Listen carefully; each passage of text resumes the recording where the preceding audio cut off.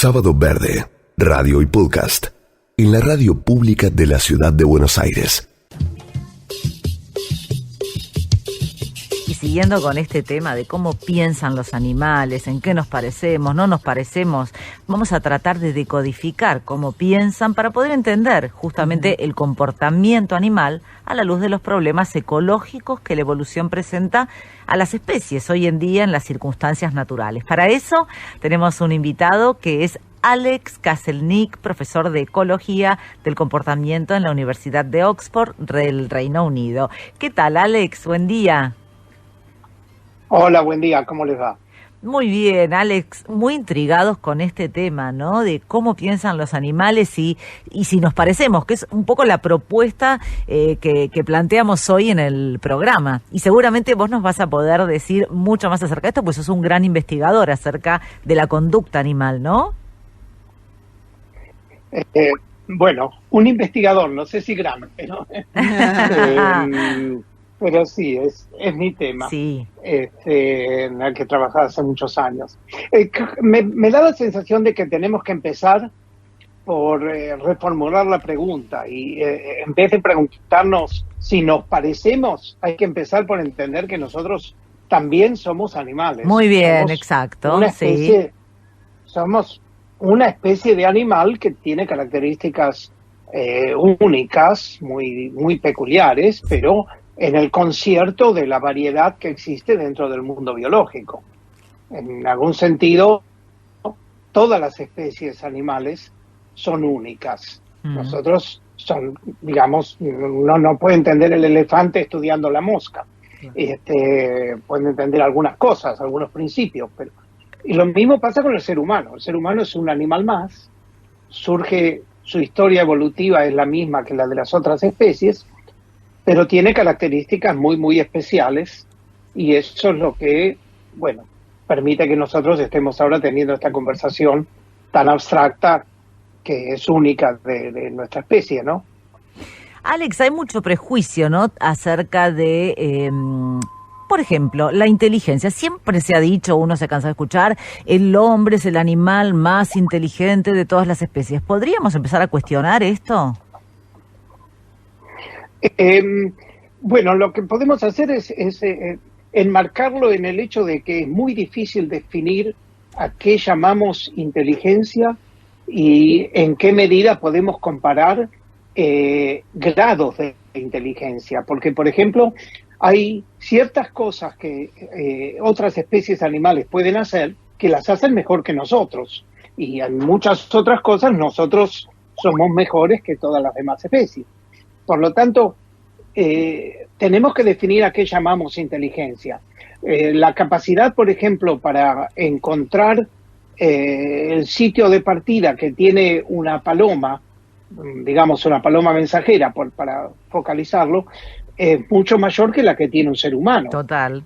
Una paloma puede ser liberada en un sitio que no conoce, a muchos kilómetros de distancia de su hogar, y sabe cómo navegar su camino de vuelta. Nosotros no podemos, pero lo que nosotros sí podemos hacer es la peculiar habilidad que tenemos para comunicar a través del lenguaje razonamientos, ideas, referirnos a objetos que no están presentes y construir una cultura en el sentido de que todos nosotros dependemos de lo que hemos aprendido de nuestros antecesores y prácticamente no seríamos reconocibles si tuviéramos que empezar de nuevo.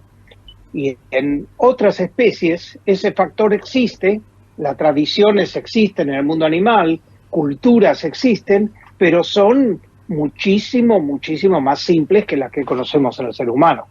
De hecho, en los cetáceos, Alex, hoy en día se han descubierto cantidad de palabras, una cantidad importante, obviamente no como el discurso humano, en ballenas, en delfines, como que tienen un lenguaje, un vocabulario de una cantidad de palabras.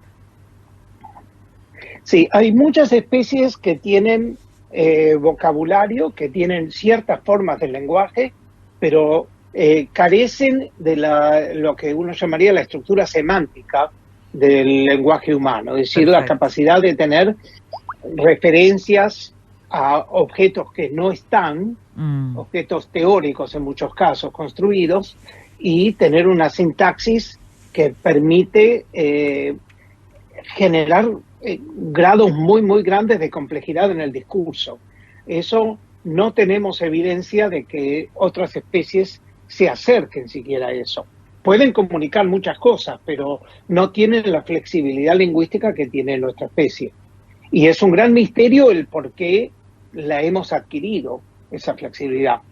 Eso es algo que todavía no sabemos, los biólogos no saben, cuál es el cambio fundamental que permitió el gran salto cualitativo a la construcción de una cultura lingüística como la que tenemos nosotros, comparada con la de otras especies.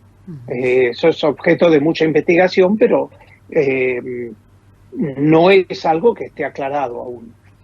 ¿Cómo hacemos para decodificar cómo piensan los animales? Porque a veces tendemos a interpretar una actitud de un animal de acuerdo a nuestros propios códigos comunicacionales. Bueno, el estudio del comportamiento animal tiene una larga historia y hay muchas estrategias que seguimos para poder hacer visible y medir capacidades o formas de tomar decisión.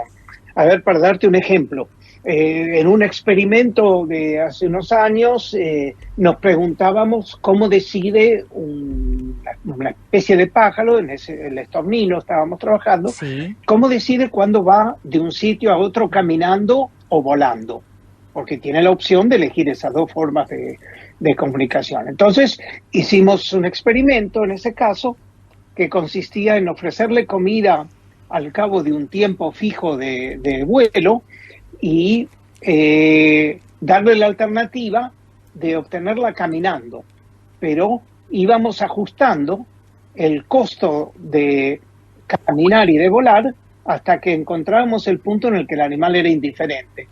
Y eso nos dice exactamente cómo toma decisiones el animal, nos permite poner en evidencia la forma en la que computa los costos y las ventajas de esas dos formas de actividad.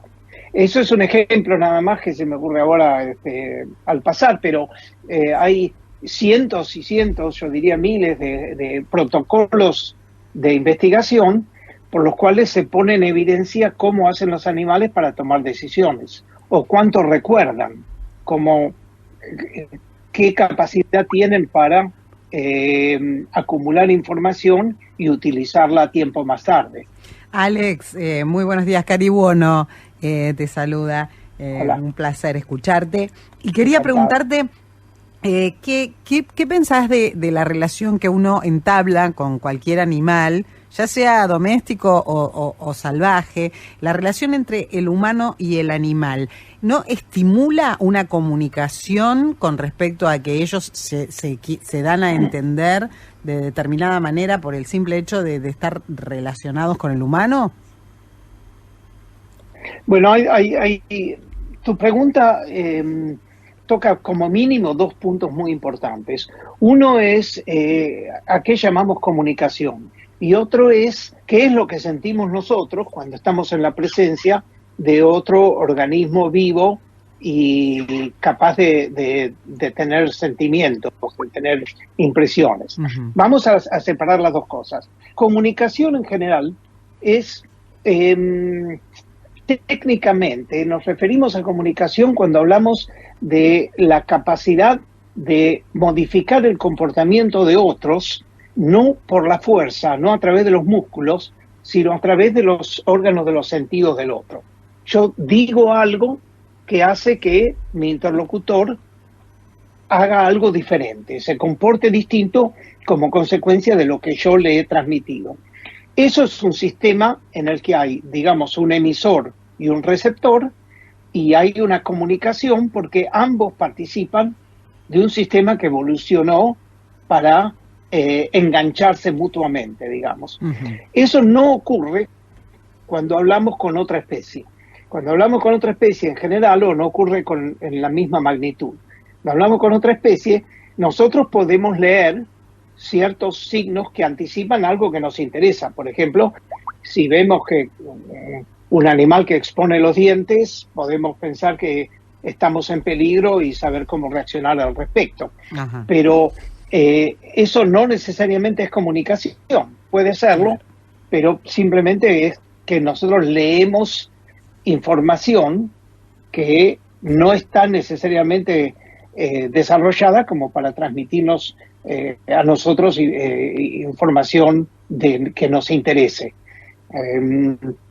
Ahora, cuando nosotros observamos el mundo, tendemos a proyectar sobre el mundo características que son nuestras. Por ejemplo, si uno ve una planta que está deshidratada, no dice, uy, pobrecita, la voy a regar. Sí, es verdad. Le atribuimos a todos los objetos en el mundo características emocionales e incluso intelectuales que no son propias. Eso lo hacemos también entre seres humanos. Naturalmente, humanizamos, nosotros, claro, proyectamos nuestra propia personalidad, nuestros propios sentimientos en otros. De modo que cuando la gente dice que mi perro me mira culposo y yo puedo ver que se siente culpable por lo que hizo, la gente está haciendo una construcción basada en cómo se sentirían ellos claro. o otro individuo. No es que el perro se esté sintiendo en la misma situación. Es la interpretación que los humanos hacemos de qué es lo que pasa, pero a veces esa comunicación a su modo está. O sea, se dan a entender de determinada manera. Sí, es cierto. Comunicación entre especies también existe en muchos sentidos. Justamente en la Argentina, con mi colega de muchos años de trabajo, Juan Carlos Reboreda, hemos trabajado en la comunicación entre especies de tordos parásitos y sus huéspedes, sus hospedadores. Por ejemplo, la calandria, que es un pájaro que los tordos suelen explotar. Lo que hacen estos animales es que los tordos, el tordo renegrido, muy conocido en Buenos Aires, que ponen sus huevos en los nidos de otras especies, de muchas otras especies, pero por ejemplo, en la calandria es un huésped frecuente. Y los polluelos del tordo son criados por el hospedador sobre la base de una comunicación mediante la cual el polluelo le indica al hospedador que tiene hambre. El hospedador es engañado en algún sentido, puesto que responde a esas señales como si fuesen señales de sus propios hijos. El tordo lo que ha hecho es evolutivamente descubrir qué tipo de señales disparan comportamientos que le son de interés a él, al tordo, para manipular el comportamiento de otros. Y esos son sistemas complicados en los que una especie es capaz de explotar a otra, y cuando se miente es cuando se revelan los mecanismos de comunicación. Cuánto nos falta conocer, por favor, profesor, ¿no? Es increíble. La verdad que nos quedaríamos horas hablando porque es inagotable este tema. No nos vamos a despedir, pero sin antes agradecerle muchísimo que haya estado aquí en Sábado Verde con nosotras, ¿no, Marina? Seguro, y a invitar también a la gente a escuchar sus fabulosas charlas TED, donde explica todo esto, lo grafica y es realmente interesantísimo. Muchísimas gracias, Alex Kaselnik, profesor. Encantado de hablar con usted. Igualmente, profesor de Ecología del Comportamiento en la Universidad de Oxford, Reino Unido, que ha trabajado como investigador en Berlín, Cambridge y desde 1990 director del Grupo de Investigaciones en Ecología del Comportamiento de esa universidad. Sábado Verde, radio y podcast, en la radio pública de la Ciudad de Buenos Aires.